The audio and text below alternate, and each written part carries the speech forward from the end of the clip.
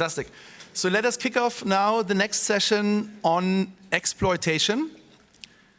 We heard earlier on that, competition enforcement often is done when it comes to exclusionary abuses, but we heard that concentration and margins are on the rise. So of course, one pertinent question is whether in the future we might see more of enforcement against exploitative abuses. Now, exploitation has many faces. We will discuss today two of them. So the first one is excessive pricing, very standard. We have heard this already before. But what is interesting is that while at a European level, priority was given to exclusionary cases, at a national level, there are a few frontrunners, and some of them are here today, who have developed actually quite a number of excessive pricing cases, and there has been actually, it was a quite active year. And we will, of course, have a look what this means and whether the advances that have been achieved recently could be used, for example, for a blueprint that might be then applied more widely across Europe. So this is excessive pricing, and we will start with that. But as a heads up, we will spend most of the hour that we have right now on privacy, which is another angle of exploitation. And I won't tell you much about privacy now, we will do this later. And we'll give you then an introduction to privacy when we get there. That being said, let me introduce the excellent panel that we have today. And I will start with Yves-Alexandre de Montjoie, who is a professor of applied mathematics and computer science at the Imperial College in London.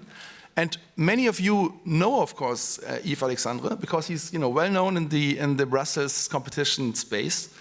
Actually, he's right now special advisor on AI and data protection to our Commissioner Reinders, who will also speak later today. And he's also parliament-appointed expert to the Belgian Data Protection Agency. And we also know that Yves-Alexandre co-authored a very influential report, actually, on competition policy in the digital area. And he did this actually together for the Commissioner Vestager, in cooperation with COMP. Now, having said that, let me turn to Elisabetta Josse, who is Commissioner at the Italian Competition Authority, the AGCM. And before being nominated as commissioner, she is also a professor in economics at the University of Rome Tor Vergata. And she has an impressive publication record, I should say. She has pushed the research frontier in I/O. And it's, of course, great that the insights are now also applied from an enforcer perspective. I move on to Greg Taylor, who is professor and senior research fellow at the Oxford Internet Institute. And there's a few economist researchers across Europe that are right now spearheading the research on privacy topics. And Greg is one of them. It's really just a handful. So it's great that he's here. And of course, Greg has already played quite an important advisory role, both for government and also for regulator in the privacy space. That brings us to Mike Walker. Mike Walker is, I think, another very familiar face. He's Chief Economic Advisor at the CMA. He was there since 2013. He's also professor at the College of Europe in Bruges. And we all know that basically he's always at the forefront of competition policy. So we'll be very interested to hear what he has to say today. And last but not least, we have Rita Wesenbeck. Rita is director at DG Connect for Platforms Policy and Enforcement. She supervises the implementation and enforcement of the Digital Services Act and the Digital Market Act, jointly with DG Comp. And she's also in charge of policy and regulations applicable to online intermediary services, which is again relevant when it comes to privacy. And this is also great, she has ample experience with competition. In fact, actually, she was heading the antitrust unit at DG Comp for telecom matters. So great that you're all here. Thank you very much. My name is Benno Bühler. I'm vice president at Charles Rivers and here in Brussels and in Munich. Having said that, let's get into it, actually. And Elisabetta, maybe you can kick off. As I said already, the AGCM has been extremely active in the past years on excessive pricing. Can you maybe give us an overview, quick, on what was happening in Italy, and also what your takeaways are from your very recent enforcement? Thank you, Benno. Thank you to the CRA for this kind invitation. It's really a pleasure to be here at this brilliant conference. Yes, so let me share with you our experience, starting first of all from the background.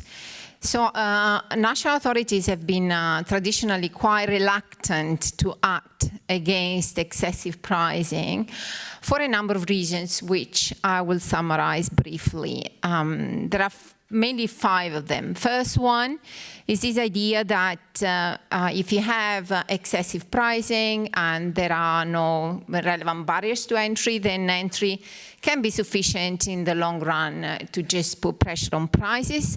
And enforcing excessive pricing may actually deter entry. The second argument is related to innovation. Well, the idea is that if high prices are the result of an investment or innovation, then intervening against excessive pricing may distort exact incentives to invest. The third one has to do with legal uncertainty. In Europe, we have the two-limb test. There is quite a lot of complexity in the analysis. So the argument goes that sometimes it's difficult to establish when prices are excessive, and this creates uncertainty for firms in their investment decisions.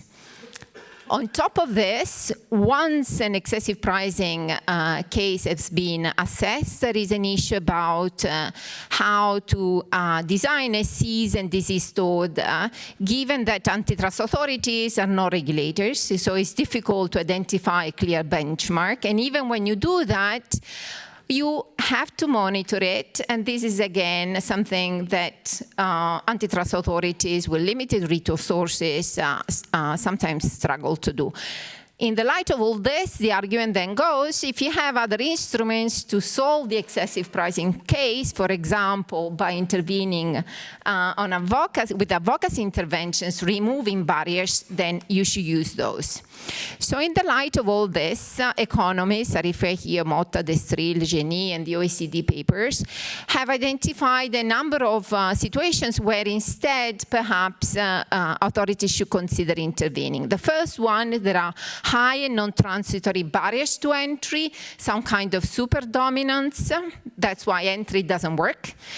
Second, there is a dominant position that is due to past legal protection or some anti-competitive practices. It's not there because it's been innovative. So this should not create disincentives to invest, and of course you should be careful if there are IPR.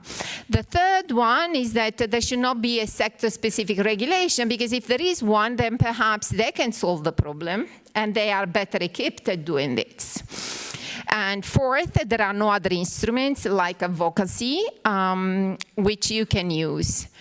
So if you really have all these conditions, then the argument goes, then make sure that the remedies you apply are not just for the short term, but help somehow to solve long-term problems, such as removing barriers and filling regulatory gaps.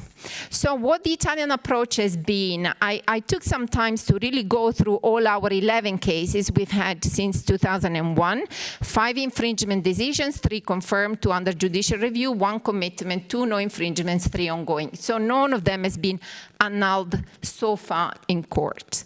So the approach we have taken has really been building upon all this economic thinking and analysis, balancing between static and dynamic consideration, always making sure not to have a negative effect on investment. So no intervention if IPR are present, no investment, and try not to have an approach about direct price regulation. And we have used very often a combination of economic methods for assessing limb 1 excessiveness so as to solve the legal uncertainty. In our case, actually, it's been extremely helpful, the collaboration with regulators. So the regulators were there, but there was a regulatory gap, and very often it was the regulators who came to us and said, look, can you do something? And our action has then prompted the regulation. In all these cases, and I take just one more minute, in all these cases there was a story. So the story started months or years before the time you observed the excessive pricing, in the sense that there was a strategy that the dominant firm pursued that step by step led to a situation where they could charge excessive pricing. This is just a picture of our 11 cases. I'm not going to go through them, but you can see they are in airports, in energy, in pharma, in transport, and the current one, district heating. And if you're interested, you can find a paper on my website that goes through them and our approach. Thank you. Thank you, Elisabetta. Thank you, Elisabetta. Look, this is looks quite a broad range of cases across a broad range of sectors. Now let's turn to Mike and the UK, because of course the CMA is also a front runner in excessive pricing cases, and but here the sectors are much more narrow, right? Because here we have seen a number of cases in niche generics, and Elisabetta mentioned actually that so far, if you want, there was limited resistance in court and you managed to bring your cases through. Let us see also in the UK, how this worked. And I understand there's, was a slightly longer journey in the UK that we saw. Mike. Okay, thank you. Obviously, standard caveat, I'm speaking on my own behalf, not on behalf of the CMA. And thank you very much to the organisers for inviting me. Actually, I'm going to talk obviously about our pharma cases, because that's what I've been asked to talk about, but I want to also link those through to the privacy exploitation discussion that we're then going to move on to. So we've had 3 excessive pricing cases in the UK in pharma, and the key aspect, of course, all 3 of them is they're incredibly simple. We had firms who took advantage of a regulatory loophole to raise prices thousands of % above cost. So, for instance, liothyronine, a product that was off patent since the 1970s, raised prices from £4 to £248, 6,000%. Hydrocortisone, off patent since the 70s again, raised prices from £1 to £72, more than 7,000%. Phenytoin, off patent since the 1950s. Third-line drug now, very rarely prescribed for a new patient, raised prices from £2 to £51, about 2,500%. They're homogeneous products. The costs are clear and easy to measure. The prices are clear. The gap between costs and prices is enormous. We have a bunch of captive customers, patients. They need to be in these drugs. For them, these are life-saving drugs. They can't go elsewhere. Okay, so these really are incredibly easy, and yet they take forever. Liothyronine, we started that in October 2016. We got the judgment on appeal in August of this year. So that's 7 years. Maybe it'll be appealed further up. Hydrocortisone, March 2016, got a judgment in September of this year, and again 7 years. Phenytoin, unbelievably, May 2013 we started. It's still in court, okay? As in this week, last week, week before, we've been in court on that case. So what lessons do I take away from this? How's it relevant to thinking about exploitation in privacy? These are such easy cases, and yet the law finds them almost impossible to deal with, and the resources spent on these simple cases is unbelievable. Excessive pricing is a purest form of exploitation. We all understand what it means. It's what you're taught in Economics 101. Prices tend to be observable. We have a standard economic theory for when prices are too high and concepts around monopoly pricing. But as I say, they're still a nightmare. Well, now let's think about privacy. And look, we're going to get a lot of clarification on this, so this is me being a bit ignorant to some of the stuff. But, there's clear scope for exploitation of consumers around privacy. I don't think anyone doubts that. But privacy is hard to observe. It's not like price. It's hard to observe privacy. The benchmark for what is the correct amount of privacy in a competitive market, well, who knows? Maybe Greg's going to tell us. But, that's clearly difficult in theory. Okay, so these cases are so much harder than our simple excessive pricing cases. So what lesson do I take from our excessive pricing cases for thinking about exploitation and privacy? I really struggle to think competition law is going to be the answer. This is an area where I think we are absolutely going to be 100% relying on regulation and hopefully on more clarification around some of the issues from the economists. Thank you. Mike, let's test your hypothesis on privacy in a second, but let's maybe stick with excessive pricing for a second before we move on. So you mentioned that in the UK there was a clear-cut case. I mean, you said that there are simple cases, and yet, for example, in the Pfizer-Flynn case, I mean, the court actually disagreed with the CMA's methodology of identifying, if you want, the red line, right, that marks basically competition on the merit and distinguishes it from excessive pricing. So can you give us like an idea on what were the issues there, and why are you saying now that it's all straightforward when there were these issues that you had to overcome? Okay, so I still think it's straightforward. The fact that the first time our decision got remitted, I think, shows how difficult the law is around here. So why did it get remitted? It got remitted because we hadn't, as far as the court was concerned, properly shown why a comparator drug wasn't a good comparator. This comparator drug was the tablet form of the product, as opposed to capsule form that we were looking at, much lower demand product. But it was a product in itself which had been subject to serious price increases, and the regulator, Department of Health, had tried to put prices back down. So that's the case where we just thought this is a bad comparator. It's not a competitive market. The court disagreed with us. I mean, it's in court at the moment, so I can't be too rude. I just find it really difficult to.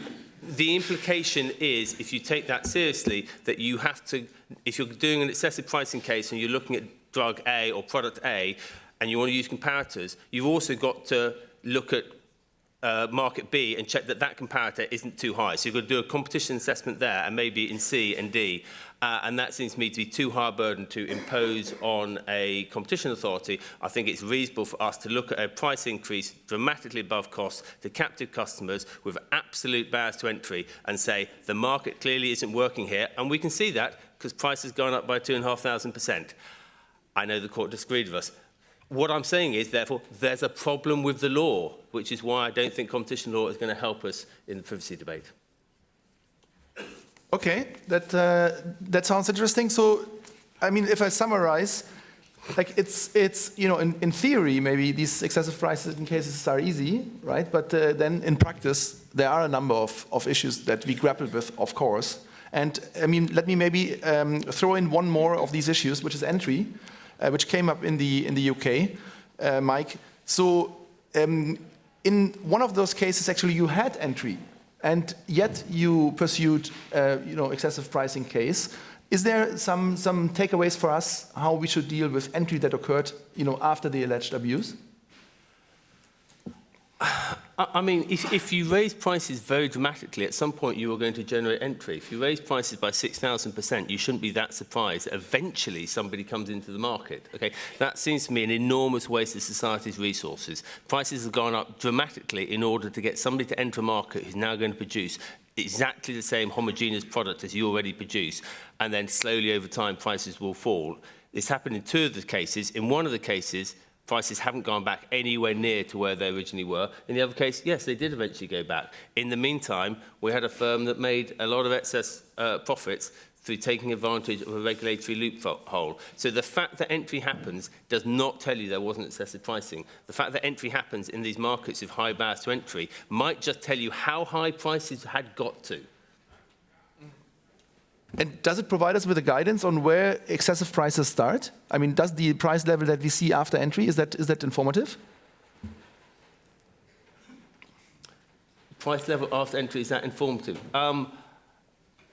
No, because it tells you how high prices had to go to make entry attractive, but that doesn't tell you anything about whether those prices bore a reasonable relation to costs and whether that price gap was being supported by very high barriers to entry that were allowing for the exploitation of consumers. Okay.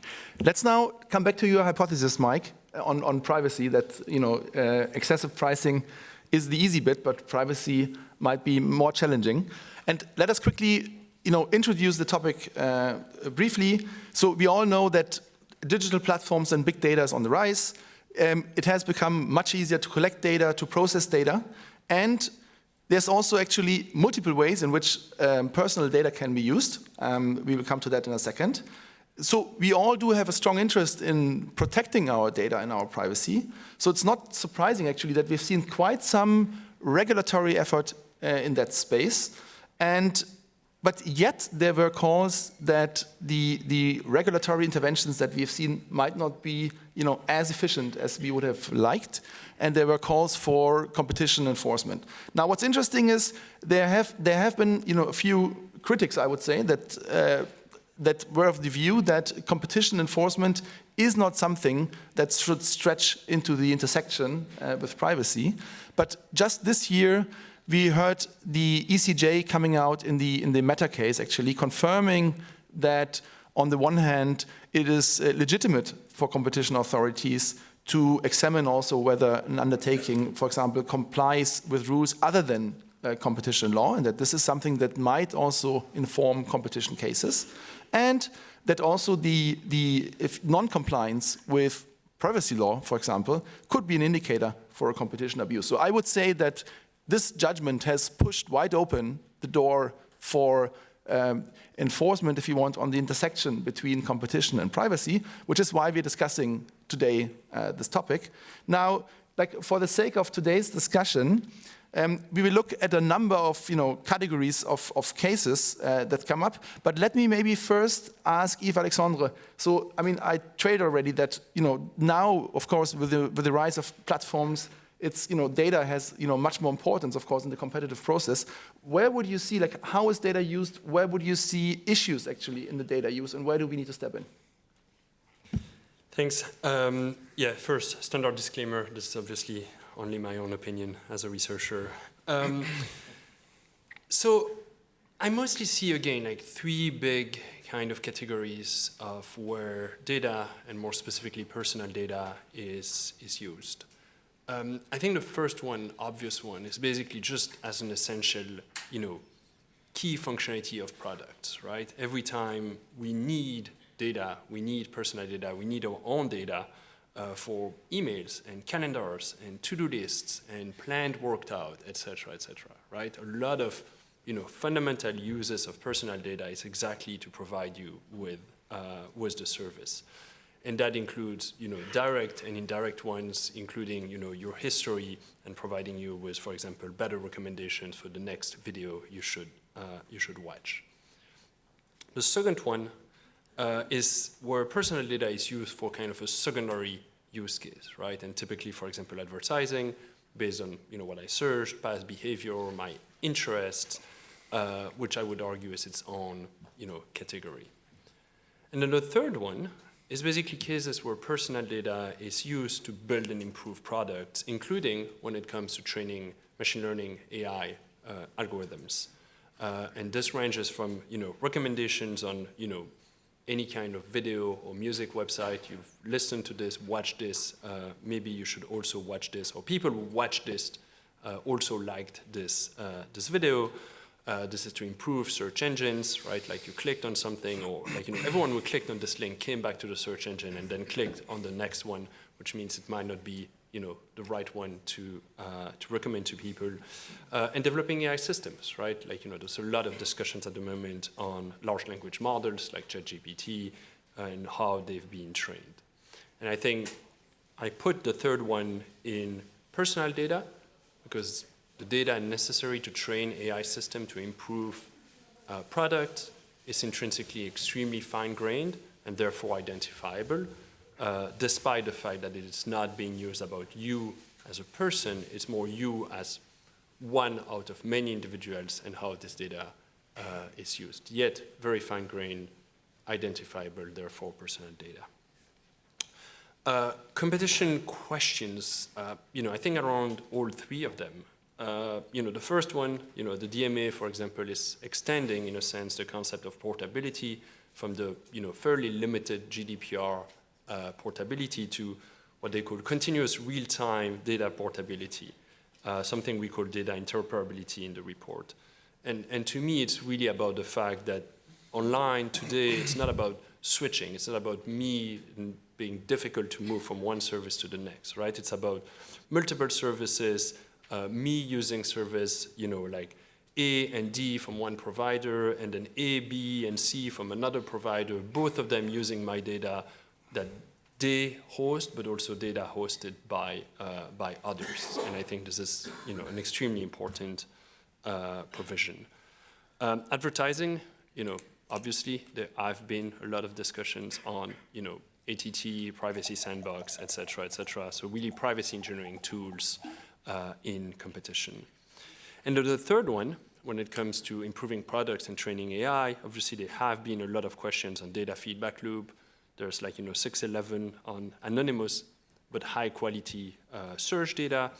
And there've been a lot of questions recently on access to private and public training data for large language models that basically are, extremely data hungry and have seen, pretty much all of the internet by now, raising questions on personal data, but also copyright, fair use, etc. The good thing is there's a lot of tools in the toolbox, in the privacy engineering toolbox that can help. They range from synthetic data to differentially private APIs to multi-party computation, which is a cryptographic tool. They're already being used quite extensively. Releasing data for mobility after a natural disaster, estimate the audience for an advertisement you place, right, number of men, 30 to 40 in Brussels, working in policy, interested in competition. How big is that audience? Study gender pay gap across companies, all while preserving privacy. So there are questions. There's also a lot of tools that can help, but there will surely be trade-offs. Great, thanks so much. So now we heard the data science perspective on data. Let's now turn to the economic perspective. And Greg, you've done extensive research in this field on the intersection between competition, data, privacy. Having heard now where data is used, how extensive it is used, before we come to the actual competition cases and to the regulation, what is your economic take? Where would you, what's the situations where one should intervene?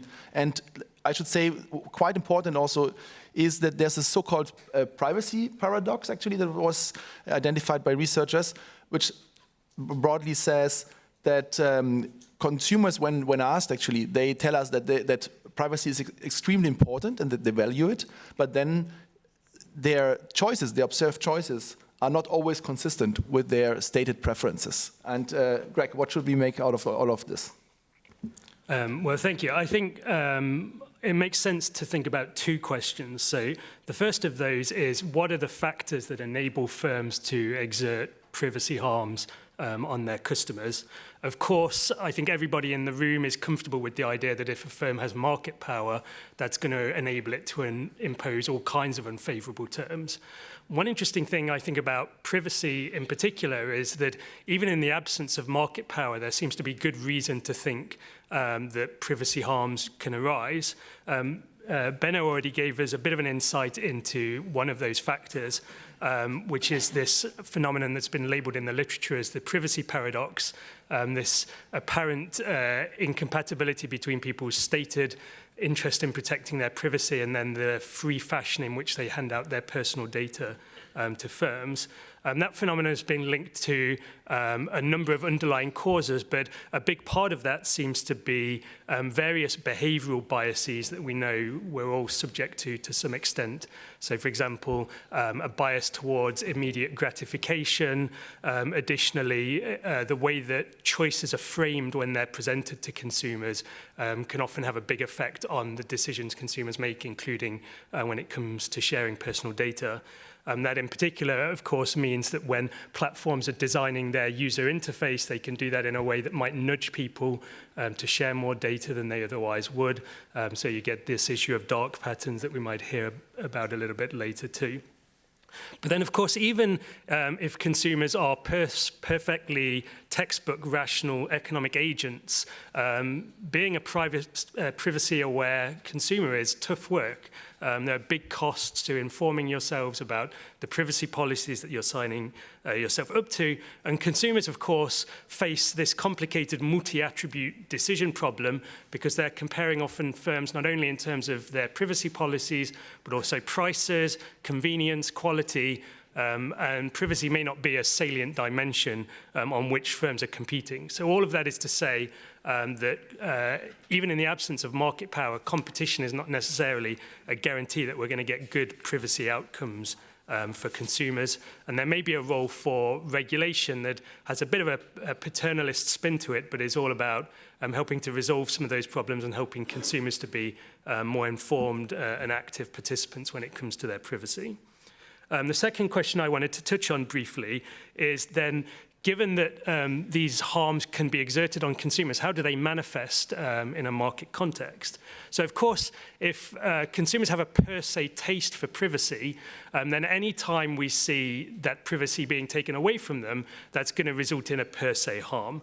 I think that has an analogy obvious to the excessive pricing we heard about earlier. I agree with Mike that in the case of privacy, it looks even more complicated, so a daunting problem indeed. But then if we go beyond per se taste for privacy, there are other ways that harms can be exerted. So, for example, firms may use consumers' data to produce market outcomes that are adverse from those consumers' point of view. You might call them market-mediated harms.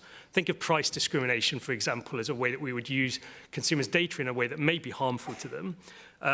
This is a really difficult area from an economic point of view. I've done a little bit of work which is about providing a framework for thinking about when might we expect these market-mediated harms to arise, but it's a real open empirical challenge to understand what exactly are the uses of data and the market context that are going to give rise to these harms. And then very briefly, just to finish up, two other ways that harms might occur are, firstly, there are big externalities in this area.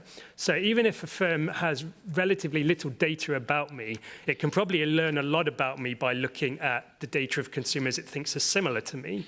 And so we know whenever we have markets with externalities, that's a recipe for the market to fail and another thing to be concerned about.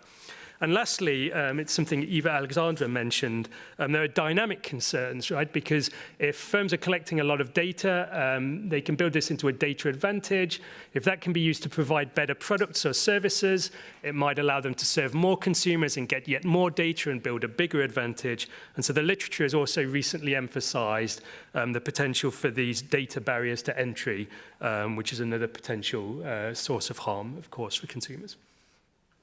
Great, fantastic, Greg. I mean, these are lots of interesting concepts actually that you raised here. So I think that many of the economists are getting excited when we are hearing about per se harm, market mediator harm, externalities, behavioral biases. But of course, we need to deal with them.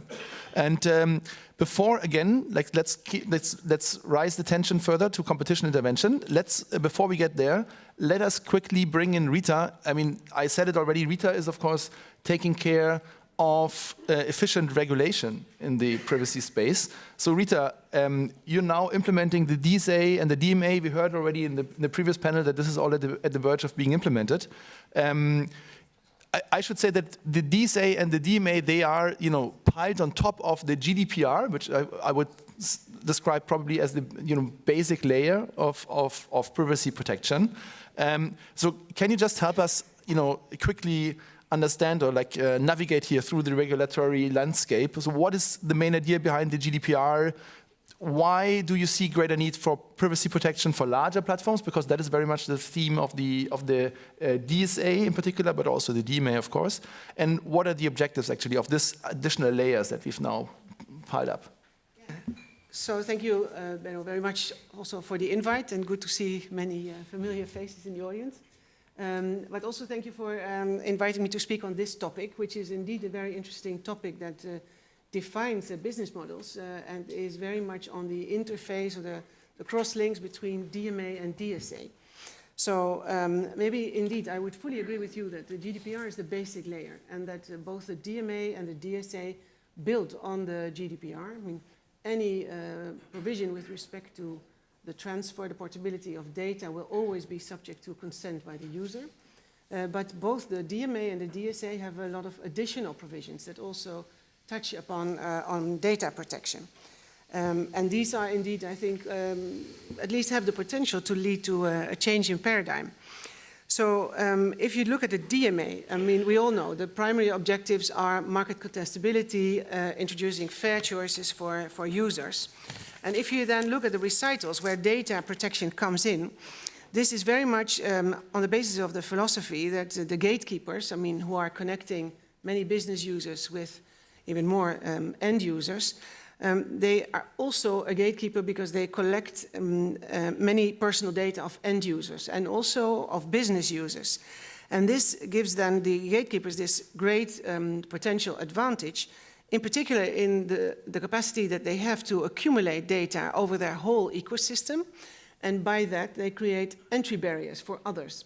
So this is one of the angles that is chosen in the DMA to look at data protection and also privacy protection. The other angle is very much what you see in the context of profiling, where the recitals mention the practice of the gatekeepers to collect and accumulate these large amounts of data, and where the DMA requires that at least the gatekeepers are transparent on the data that they collect. And this is, as quoted in the recitals, in order not to make deep consumer profiling the industry standard, and also to allow potential entrants to compete with the gatekeepers on the basis of privacy guarantees. So this is the overall philosophy, and what do you then see in the DMA? I mean, a very important provision is Article 5.2, that basically regulates that if you would have consent on the basis of GDPR for the vertical silo, then you also need the user to consent for the cross-use and combined use of data in other silos of the ecosystem of a gatekeeper. So that means that there are additional consent requirements, and the philosophy of that is that we break this ecosystem, and that basically it will put, if it works well, the gatekeepers more in a situation of equal competition with others who only master one silo. So the intention is to create more of a level playing field. So this is a very important element. Then you have the more, let's say, mainstream provisions like gatekeepers cannot compete with their business users on the basis of the data generated by the business users. Also, they need to allow business users access to their own data to use that for their own business models. And then there is this profiling provision, which I think we can expect a lot from, and it will be already, I think, in March, when the gatekeepers need to publish a report on how they go about profiling their users. And that will be, in general, the methodology, but also how they process, what is the timing, I mean, what's the end result. So this is what we can expect, all against this background of the intention not to make deep consumer profiling the industry standard and allow competition. So that's only the DMA. Then you have the DSA, and that is, I know that in these types of audience, the DSA is always a little bit less known, and that is really regretful, because when your clients are implementing the DMA, they're also implementing the DSA. So no less than 11 platforms have been designated under both sets of legislation. Now, the DSA's stated purpose is to introduce a fairer online environment, and it deals with issues like protection of children, child pornography, terrorist actions, but also defective products, counterfeit, a whole scala of issues, all in order to make a safer and more protected and predictable internet for European users.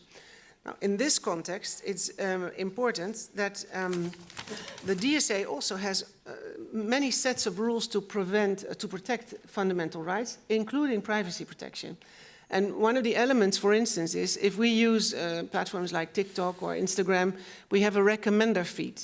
And first of all, the platforms under the DSA need to publish which are the parameters that they're using for our recommender feed, and we need to be able to change it.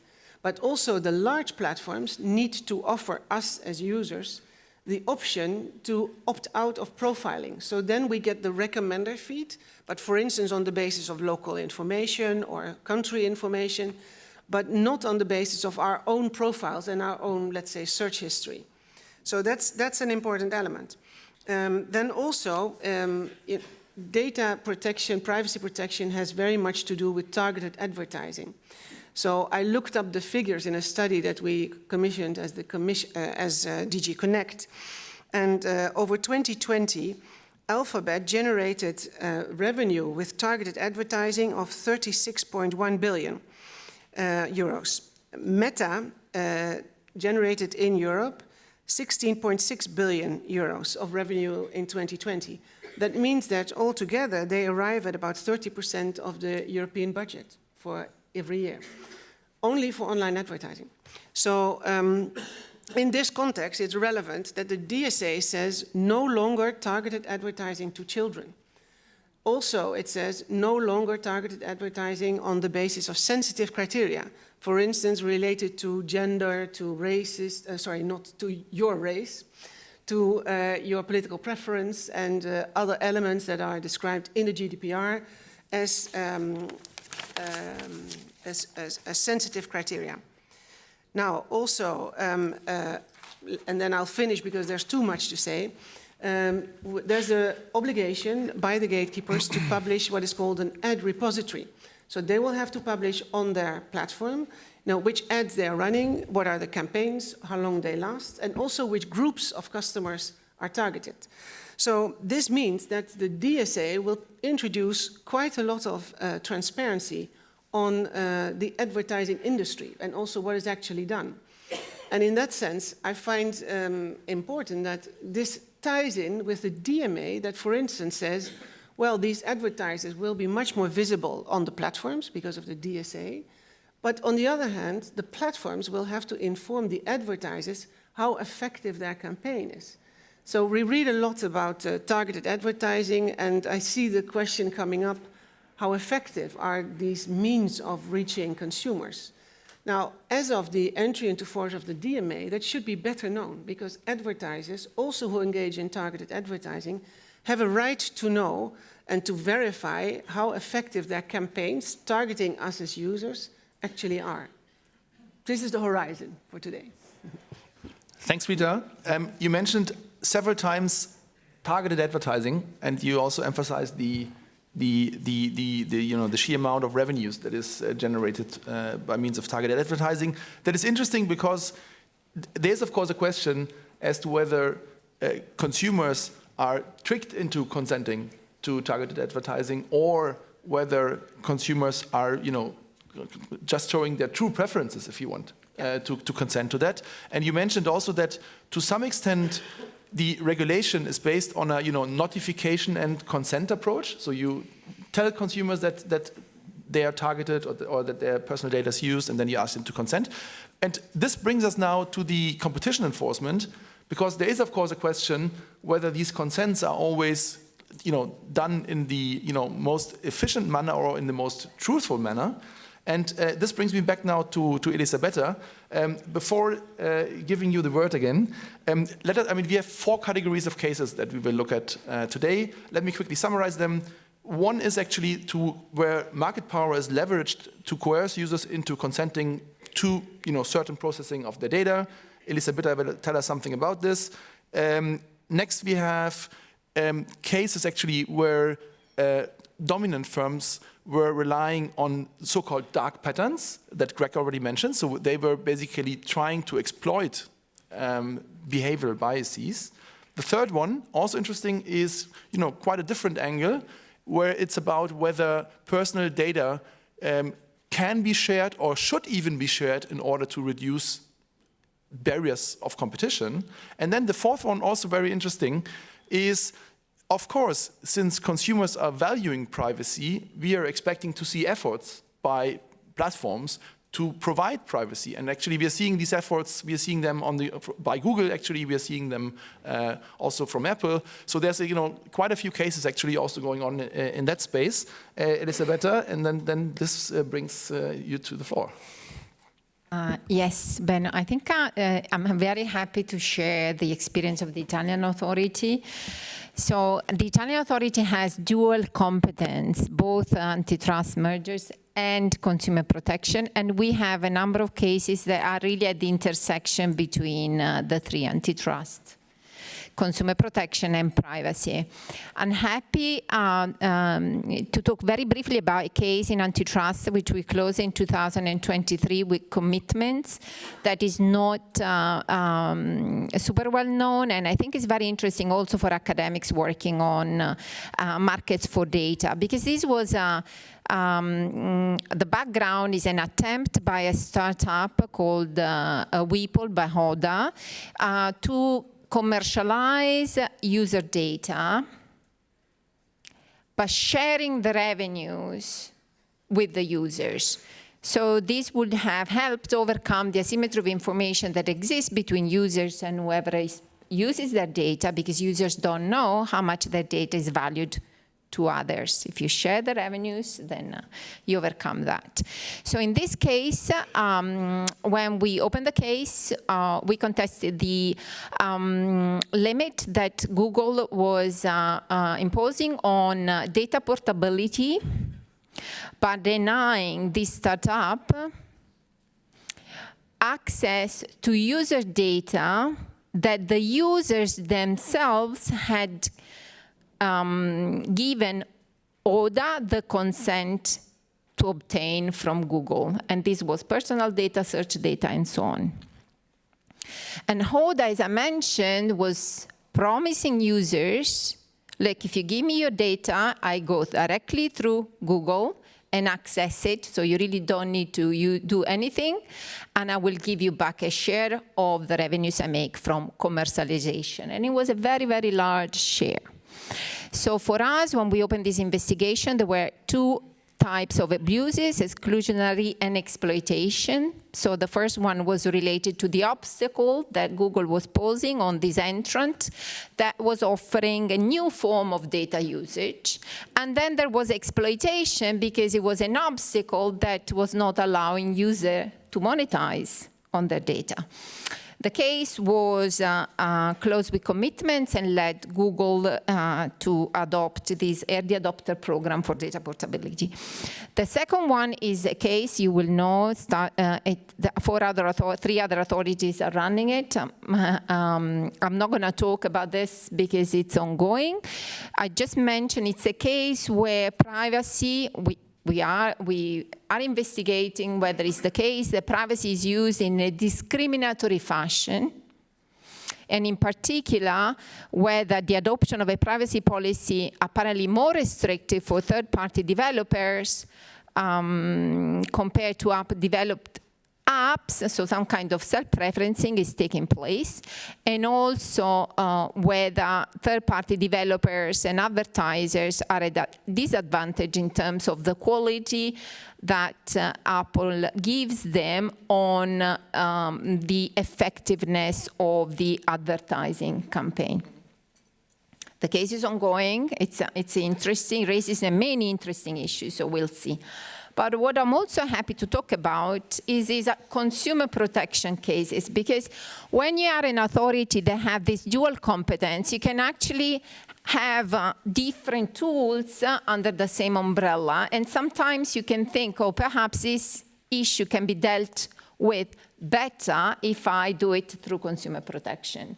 So back in 2017, a very long time ago, we had this case against WhatsApp, where there is a decree of preemption. So it was a final decision where we established, first of all, the principle that if a consumer is transferring its data in order to use a service, even if the service has a zero price, that makes the relationship a consumer relation. This principle has then later been established by the Omnibus Directive, but we were before then.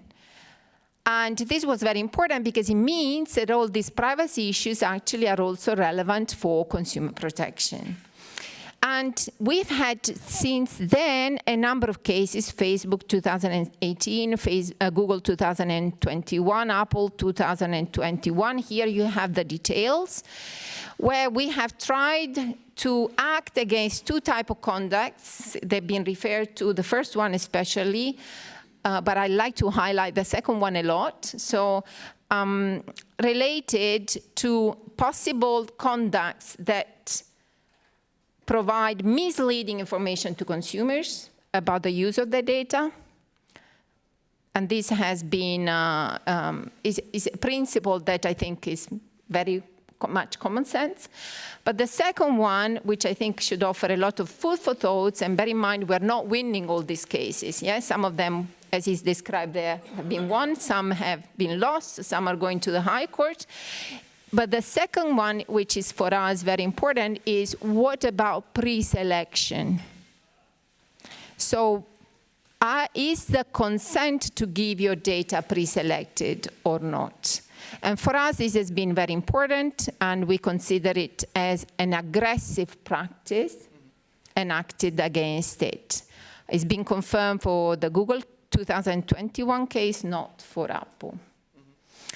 So many cases, many instruments, very interesting, I think, collaboration with privacy regulator, telecom, digital regulators, and so on. Thanks. Great, thank you. Like, interesting to see that, especially these last cases that you mentioned, that they're really revolving around this issue of biases, right? And of making sure actually that the online architecture, that the choice architecture is indeed objective, if you want, and efficient. Now, you mentioned the Apple ATT case. You said that it's at the very beginning. You can't speak much, therefore.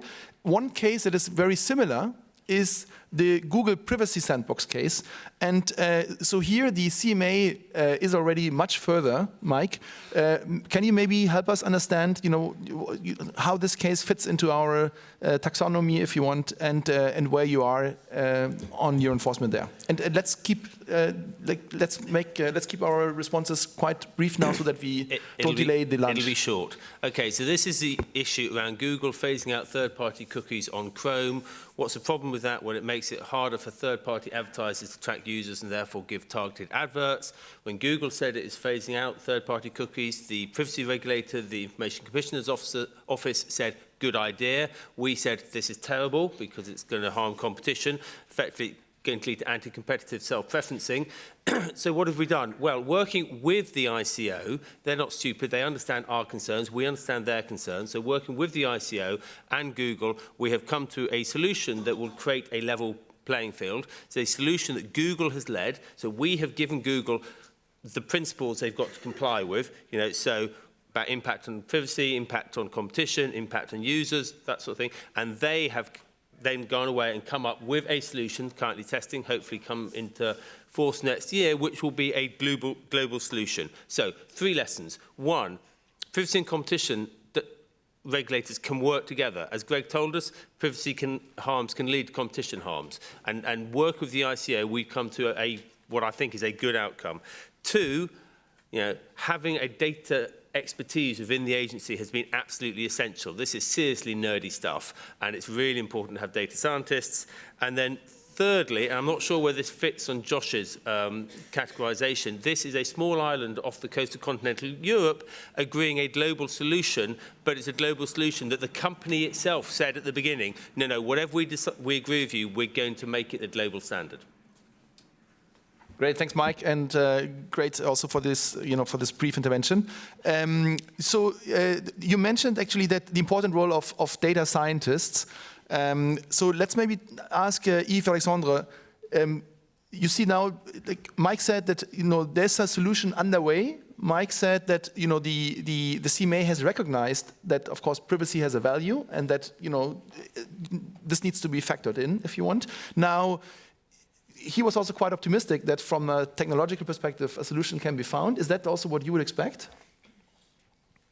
Yeah, so I think, obviously, yes, I think privacy tech can really help. They will definitely be part of a lot of conversations for the years to come. Obviously, when tools are being deployed that might raise competition concerns, they can help, instances where traditionally there might have been a trade-off between privacy and competition. We talked about, the anonymous high-quality search queries, but also, sharing of anonymous data with business users. And also because those tools are really about controlling who has access to which piece of information under which circumstances, they can potentially help also beyond privacy questions. However, I think what's really important to understand about those tools is that it's not about one tool, it's not about MPC or something else, it's really about how you combine them, right? The fact that a person can access something someone else cannot, et cetera, is largely a design choice, right? It's not an intrinsic property of the tool, it's mostly how you decided to build your tools. There are requirements, and often there's a number of ways you can design a privacy engineering systems with trade-offs. However, the resulting tool is often the result of a lot of really careful trade-offs and combining requirements with what the technology does. And that means that once the system is developed and deployed, it can be really, really hard and sometimes even cryptographically impossible to add new requirements. And I think what that means from a competition standpoint is that the competition concerns and questions need to be taken into account very, very early on in the design process, because retrofitting can be extremely difficult and sometimes, cryptographically impossible. What it also means is that the technical details of the system will matter tremendously, right? Just to take one example, if you take queries, right, search queries, and you say they're pseudonymized, right? So you don't know who they relate to. There's if I hash them with the same salt, right, you know that those queries were made by the same person. If you hash them with a different salt, which is one small technical difference, then certainly you don't know that those two queries just next to one another are coming from the same person. And you can imagine the impact it has on the quality and usefulness of the data. Similarly, there's so many ways you can, when you write a legal text, a commitment documents, it's going to be text. From text to code, there are so many degrees of freedoms and ways to implement something that would make something either extremely useful or potentially completely useless. So yes, I think I absolutely agree with Mike. It's absolutely essential early on in the process, and technical details do deeply matter. Thank you. And now we still have Mike's hypothesis actually that is pending. Just to recap, so Mike said that excessive pricing is in principle easy, but still a challenge in practice. And Mike was quite not that optimistic about privacy competition cases. Greg, now you have heard a number of cases actually. You've heard also the CMA's success on the Google Privacy Sandbox. What do you make out of this hypothesis then? I mean, does it make sense what the competition authorities are doing? Do we have a chance to kind of for beneficial enforcement, or should we keep our hands off? Thanks very much. So I very much agree that this is difficult territory from a competition point of view in a number of respects. My perspective is that we probably need a blend of competition policy and regulation to help deal with this. So on the competition policy front, I'd really want to encourage authorities to incorporate data and privacy issues into their thinking about cases. In particular, as I've said, we can go beyond per se theories of privacy harm and think about the ways in which data is being used, and is this being used to produce market-mediated harms. That strikes me as something that's very much within the remit of a competition authority. It would require some economic analysis to really understand how is the use of the data feeding into the market outcomes, whether that be how many ads consumers see or what prices they're paying. But I think that's an important issue. Mergers, of course, is a big topic for debate these days. I think there's a sense that we need to modernize a little bit our approach to merger control. One recurring feature in recent mergers is that sometimes they're motivated by the acquisition or consolidation of data sets.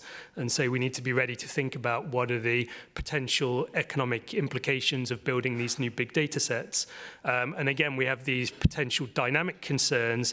Again, if we're accumulating large data sets and, excuse me, and they can serve as a barrier to entry, we need to be willing to entertain these dynamic theories of harm when we think about those cases. But I also think there's a space for regulation. And in particular, as I said at the beginning of my first round of remarks, there's reason to believe that consumers aren't necessarily responding to privacy issues in the same way as we would expect them to respond to competitive issues around prices, say. And so I think if we can do anything to make consumers more active in decisions about their privacy, they will be our biggest ally in solving some of these issues.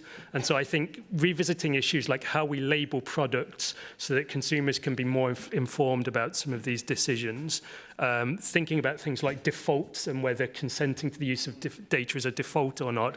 We know that can have a big impact on the decisions people make. So those sorts of interventions, I think, could do a lot of work to really help address some of these issues. Thanks, Greg. I mean, it sounds really, really. So there is some scope for intervention, and enabling consumers to make informed choices is one aspect that's apparently quite important. You mentioned regulation, Greg. This brings us to Rita. Rita, so and maybe this is now what's closing the circle. So we've seen that the regulation is there already, GDPR. It's in the making on the DSA and the DMA, or it's in the implementation phase. Let's put it like this. Now, just a few days ago, some of us got probably the choice from Meta, from Facebook, actually, whether we want to subscribe or we want to stay basically on our free subscription, or whether we want to start paying $12.99, I think it was, for a very safe way of using Facebook. Is this now already the fruits of regulation that we are seeing? You're right that indeed we are in full implementation. So that means that for the DSA, this is in full force and still accelerating. For the DMA, that means that our teams are in many compliance discussions with the gatekeepers. Also, the gatekeepers are already testing their solutions, sometimes with their developers communities, sometimes wider. This also means that for us, let's say the date that compliance needs to be effect is the 6th of March. So on this, it's really too early for me to say what is likely to be the outcome. I think what is important is that if you have those cross sections of areas simply or similar to GDPR, DMA, DSA, we would always want to work together, formally or informally, with the other authorities. And indeed, we want to make sure that whatever solution is there is amenable to the users, like BEUC would have an important say. And indeed, it needs to be an effective solution. So that's what we would aim for. Yeah. And one thing more, the DMA and the DSA, as I was laying out, have additional and complementary objectives to the GDPR. So the solutions are not necessarily one-to-one the same. Understood, Rita. Now, people are getting hungry. We also, there's probably only our panel that is separating us from lunch. So I would propose that we close the panel. Or is there any last remarks? No, we can close, no? Perfect. That's great. So then, thank you. Great discussion. Thank you.